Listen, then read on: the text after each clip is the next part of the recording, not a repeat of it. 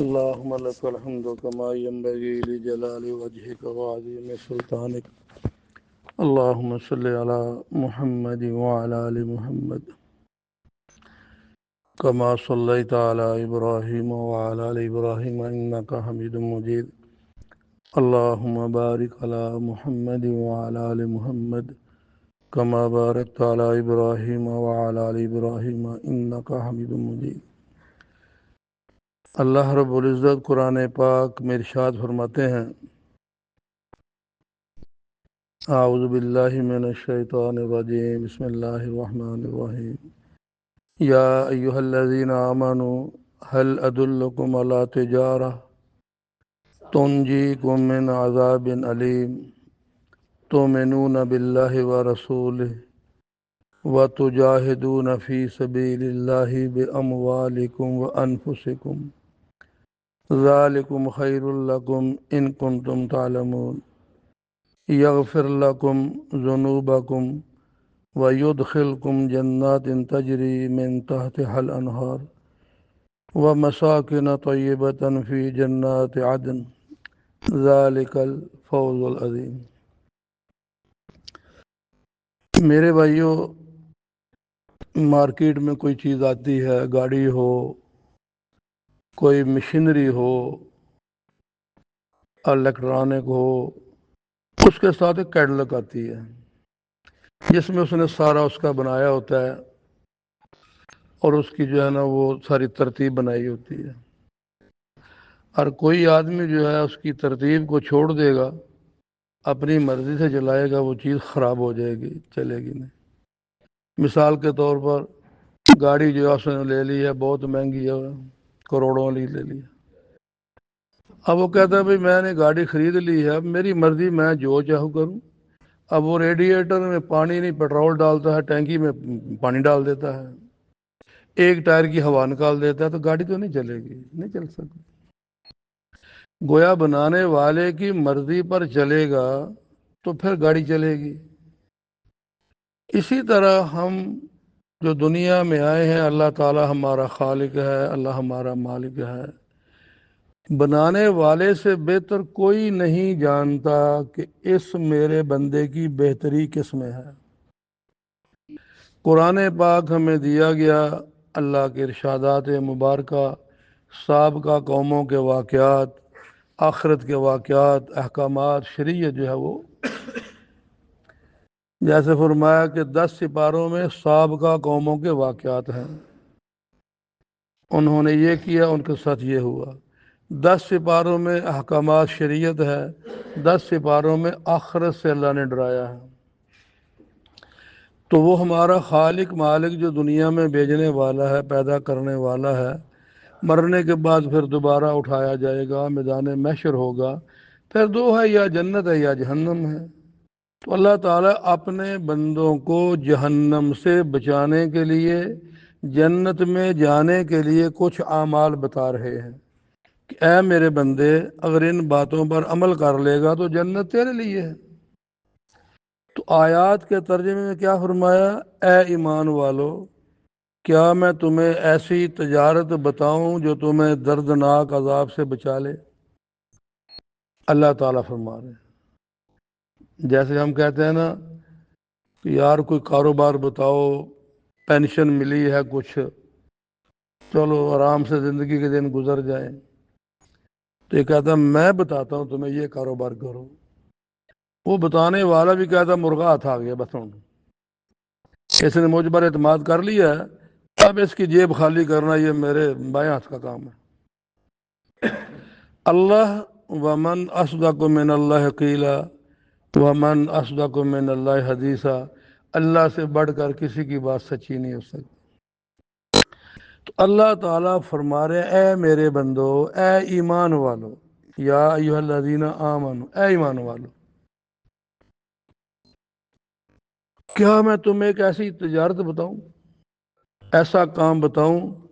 وہ اس تجارت کا فائدہ کیا ہوگا اگر وہ تجارت کر لو گے؟ وہ تجارت تمہیں دردناک عذاب سے بچا لے گی. دردناک عذاب کی ہم کیا تشریح سمجھ سکتے ہیں؟ کہ جہاں 1 منٹ میں 600 مرتبہ جسم جلے اور 600 مرتبہ بنے۔ یہ جلد 90 فٹ موٹی ہو جائے گی، وَبَدَّلْنَا جُلُودَهُمْ غَيْرَ الْجُلُود، بنتی جائے گی جلتی جائے گی، بنتی جائے گی جلتی جائے گی، ایک دانت احد پہاڑ کے برابر ہو۔ یہ سینہ 4000 کلومیٹر چوڑا ہو جائے گا۔ جنت میں نعمتیں بڑھتی جائیں گی، جہنم میں عذاب بڑھتے جائیں گے۔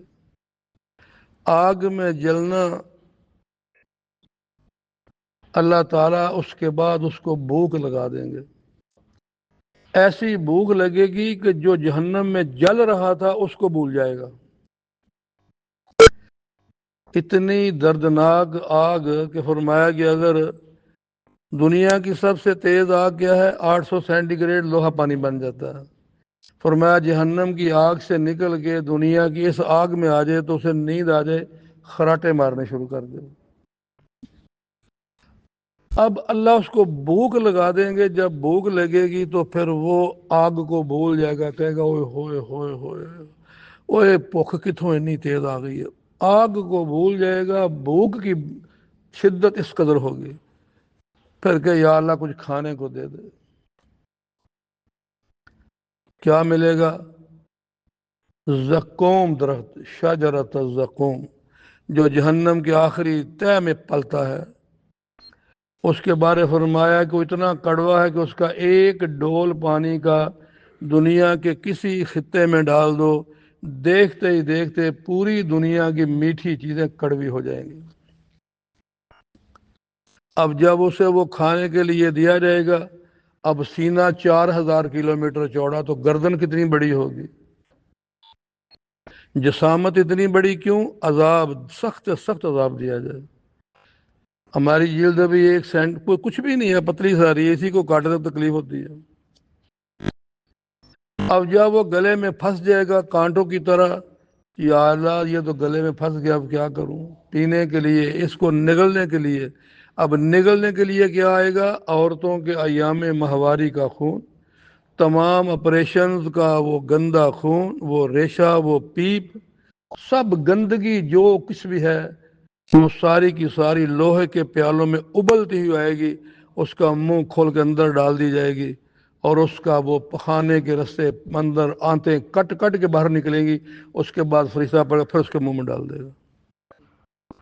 تو اللہ فرماتے ہیں ایسی تجارت بتاؤں جو تمہیں اس دردناک عذاب سے بچا لے، اور وہ کیا ہے کہ تم اللہ اور اللہ کے رسول پر ایمان لاؤ۔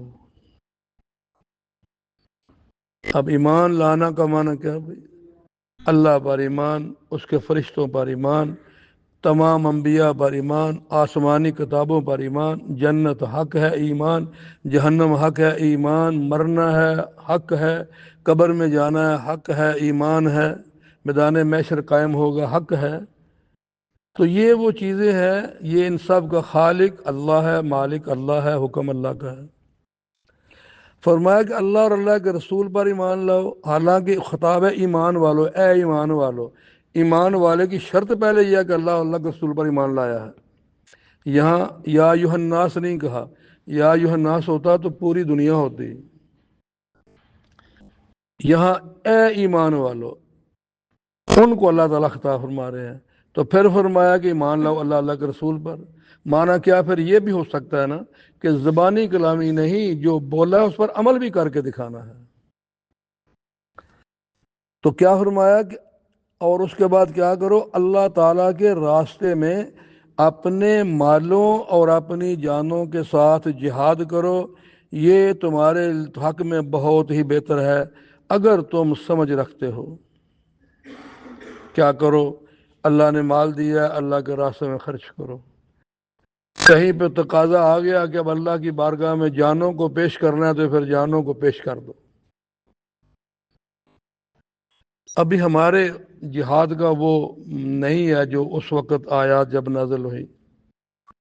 ابھی ہمارے لیے جہاد کا یہی بہت بڑا کام ہے کہ ہم گناہوں سے توبہ کریں، 5 وقت کی نماز کی پابندی کریں، قرآن پاک کی تلاوت کریں، اور اپنے مال کی زکوٰۃ دیں، صدقہ کریں، خیرات کریں، کسی کا دل نہ دکھائیں، کسی کا حق نہ ماریں، جو ہمارے معاملات حقوق العباد ہیں۔ کیونکہ عبادت کے ذریعے دین زندگی میں آتا ہے. اللہ کا خوف، اللہ کا ذکر، توجہ، یہ دین پر چلا. عبادت سے دین زندگی میں آتا ہے، اور معاملات سے دین زندگی سے یا تو نکل جاتا ہے یا رہ جاتا ہے. اب معاملات کیا ہے؟ حقوق العباد. ایک آدمی تہجد پڑھتا ہے، نماز پڑھتا ہے، قرآن پڑھتا ہے، صدقہ کرتا ہے، ساتھ جناب ظلم بھی کرتا ہے، مزدور کو حق نہیں دیتا، زیادتی کرتا ہے، اور جو جو آج کچھ ہو رہا ہے سب کچھ کرتا ہے. تو پھر کیا معنی ہوا کہ وہ عبادت سے دین آیا تھا مگر معاملات سے دین زندگی سے نکل گیا. اگر دین زندگی میں ہوتا تو ایسا نہ ہوتا. جہاں بھی دیکھو اللہ کی مخلوق کو ہمارے ہاتھ سے نقصان پہنچ رہا ہے، سمجھو ہمارا جو ہم نے نیک عمل کیا نا یہ مردود ہو جائے گا. جہاں اللہ کی مخلوق کا ہم سے بلا ہو گیا، چاہے وہ جانور ہی کیوں نہ ہو، چوپائے کیوں نہ ہو، کوئی بھی چیز کیوں نہ ہو، کیونکہ المخلوق یال اللہ، مخلوق اللہ کا کنبہ ہے. اگر بنی اسرائیل کی بہت فحش عورت سخت گرمی میں کنویں پہ آتی ہے اور آ کے پانی نکالتی ہے، پینے لگتی ہے، تو سامنے کتا پیاسا ہانپ رہا ہے، تو دل میں خیال آ گیا کہ میں تو بعد میں پی لوں گا، شاید یہ پیاسا ہے. اس نے وہ پانی کتے کو پلا دیا. کتے نے پانی پیا، کان پھٹ کے چلا گیا، بعد میں پانی نکالا، پیا، چلنے لگی تو آواز آئی، اے میری بندی، تو نے میری مخلوق پر رحم کیا، جا میں نے تیرے سارے گناہ معاف کر دی. تو عورت بھی ناپاک، کتا بھی ناپاک، مگر اللہ کی مخلوق پر رحم کیا. تو اگر ایک کتے پر یہ رحم کیا تو گناہ معاف ہو گئے، تو ایک انسان مسلمان کلمے والے کے ساتھ تعاون کرے، رحم کرے، پھر اللہ اس پر کیا دیں گے. اور اگر اسی کے ساتھ ہم ظلم کریں گے، زیادتی کریں گے، اس وقت پھر اس کے اندر سے کیا نکلے گا؟ وہ زبان سے بولے نہ بولے، اندر سے جو دھواں نکلے گا نا، وہ کبھی نہ کبھی اس کی زندگی میں آگ ضرور لگا دے گا. تو فرمایا کہ اپنے مالوں سے، اپنی جانوں سے اللہ کے راستے میں جہاد کرو. اور اس وقت کا جو جہاد ہے اپنی جان کے ساتھ، وہ یہ علماء بیان فرماتے ہیں کہ اللہ کے دین کے لیے گھر سے نکلو، کیونکہ یہ بڑا جہاد ہے. نبی علیہ السلام غزوہ سے تشریف لا رہے تھے، فرمایا رجعنا من جہاد الاصغر الى جہاد الاکبر، ہم آئے ہیں چھوٹے جہاد سے. حالانکہ میدان جنگ، کفر اسلام کی جنگ، شہید غازی مارے گئے اللہ کے راستے میں، اس کو فرمایا یہ چھوٹا جہاد ہے. رجعنا من جہاد الاصغر الى جہاد الاکبر، چھوٹے سے آئے ہیں بڑے کی طرف آئے. بڑا کیا ہے؟ وہاں تو بس وہ گھنٹہ 2 گھنٹے 1 دن کی مار ہو گیا. یہ اندر جو من بدماش نفس ہے، اس کے ساتھ 24 گھنٹے جہاد ہے.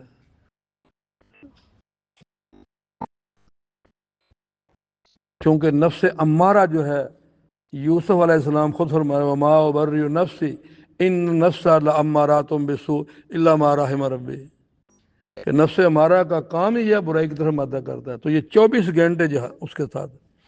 اب گھر کو چھوڑنا، اپنے کام کو چھوڑنا، پھر اللہ کے لیے نکلنا، چاہے 1 دن ہو چاہے 1 گھنٹہ ہو، تو یہ اس وقت کی ضرورت ہے، اور اس کے علاوہ اور کوئی حل نہیں ہے اس گئے گزرے دور میں اللہ کو راضی کرنے کا.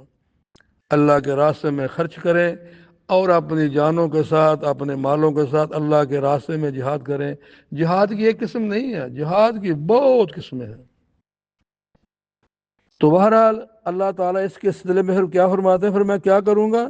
میں تمہارے گناہ معاف کر دوں گا.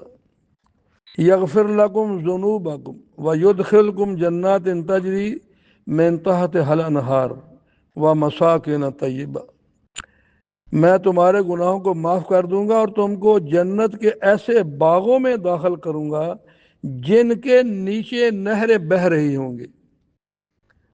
کیسے محلات ہوں گے؟ ہم اپنے پڑوسی کو اپنی دیوار کے ساتھ نلکے کا بور نہیں کرنے دیتے، بھائی اس کے پانی سے میری بنیاد خراب ہو جائے گی. تو یہاں ایسے محلات ہیں ان کے نیچے سے نہریں جا رہی ہیں. کیسا وہ معلق ہے. اور پھر وہ کیا فرمایا؟ وَمَسَاكِنَ طَيِّبَةً، اور عمدہ مکانات میں داخل کروں گا، جو دائمی ہوں گے، کبھی وہاں سے نکالا نہیں جائے گا۔ ذالک الفوز العظیم، یہ ہے سب سے بڑی کامیابی۔ تو میرے بھائیوں، موت تو آنی آنی ہے نا بھائی، کوئی پتہ نہیں کس وقت کیا ہوگا۔ کبھی دل میں خیال آتا ہے، سوچنا چاہیے، آپ بھی سوچیں بھائی، مثال کے طور آنکھیں بند کی ہیں کہ مجھے قبر میں بند کر دیا گیا، مٹی ڈال دی گئی ہے، سارے چلے گئے ہیں، اب میری قبر میں سانپ آ گئے ہیں، بچھو آ گئے ہیں۔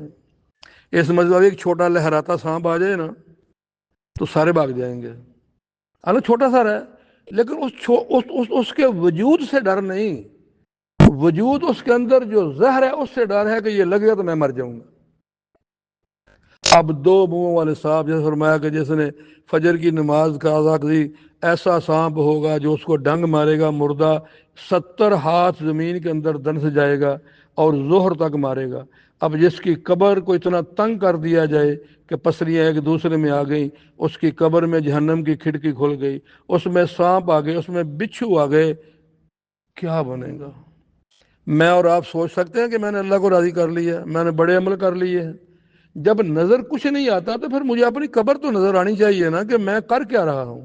میں کسی کا ظلم تو نہیں کر رہا، کسی مزدور کا حق تو نہیں مار رہا، کسی کو گالی تو نہیں دے رہا، کسی کا قرض میرے ذمے تو نہیں ہے۔ یہ ساری چیزیں ہمیں سوچنے والی ہیں، جن کو ہم بھول گئے ہیں، کوئی پرواہ ہی نہیں ہے۔ بس بندے مال کر اتنے چڑھ جائے صحیح، بس پاویں قرض لے آئے نا، ان لے کے وہیں ہوں، کیسی زندگی ہے۔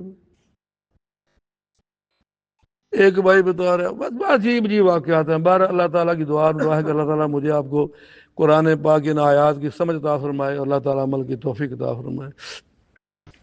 اللہم لک الحمد کما ینبغی لجلال وجہک وعظیم سلطانک، اللہم صلی علی محمد وعلی آل محمد کما صلیت علی ابراہیم وعلی آل ابراہیم انک حمید مجید، اللہم بارک علی محمد وعلی آل محمد كما باركت على إبراهيم وعلى آل إبراهيم إنك حميد مجيد، اللهم إني أسألك من خير ما سألك منه نبيك وعبدك ورسولك وحبيبك سيدنا محمد صلى الله تعالى عليه وآله وسلم، ونعوذ بك من شر ما استعاذ منه نبيك وعبدك ورسولك وحبيبك سيدنا محمد صلى الله تعالى عليه وآله وسلم، انت المستعان وعليك البلاغ ولا حول ولا قوة الا بالله العلي العظيم، وسلام على المرسلين والحمد لله رب العالمين، لا اله الا الله محمد رسول الله، جزاك الله خير۔